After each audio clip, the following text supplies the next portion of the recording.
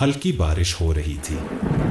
Platform पर खड़ी आयशा के हाथों में एक पुरानी मुड़ी तुड़ी चिट्ठी थी। उसकी आंखें नम थी। सामने से एक ट्रेन धड़धड़ाती हुई निकल रही थी, जैसे उसके दिल की धड़कनें तेज हो गई हों। क्या मैंने बहुत देर कर दी? उसने खुद से सवाल किया। फ्लैशबैक। कुछ साल पहले आयशा और रोहन एक दूसरे से बेइंतहा मोहब्बत करते थे। हर शाम वो कॉलेज के पास वाली चाय की दुकान पर मिलते, एक ही कप से चाय पीते और घंटों बातें करते।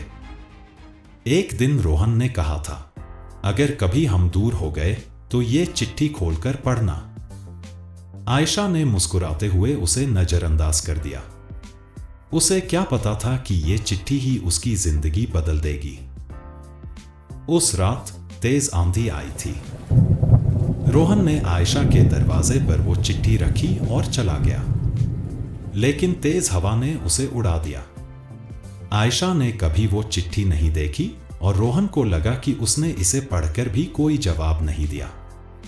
गलतफहमियां बढ़ी, फोन कॉल्स कम हुए और फिर दोनों एक दूसरे से हमेशा के लिए दूर हो गए। वर्तमान में सालों बाद जब आयशा अपनी पुरानी किताबें समेट रही थी, तो एक पन्नों के बीच वही गुमशुदा चिट्ठी मिल गई। उसने कांपते हाथों से उसे खोला। अगर तुम ये पढ़ रही हो तो जान लो, मेरा दिल आज भी तुम्हारा इंतजार कर रहा है। आयशा के पैरों तले जमीन खिसक गई। क्या वो अब भी उसे याद करता होगा? आयशा दौड़ती हुई उसी रेलवे स्टेशन पर पहुंची जहां से रोहन ने आखिरी बार उसे अलविदा कहा था। ट्रेन छूट चुकी थी। क्या मैं बहुत देर कर चुकी हूं? उसके आंसू बहने लगे।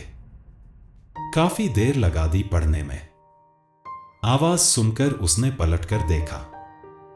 वहां रोहन खड़ा था, ठीक वैसा ही जैसा उसने उसे याद रखा था। अगर आपको अपना खोया हुआ प्यार वापस मिले तो क्या आप उसे अपनाएंगे?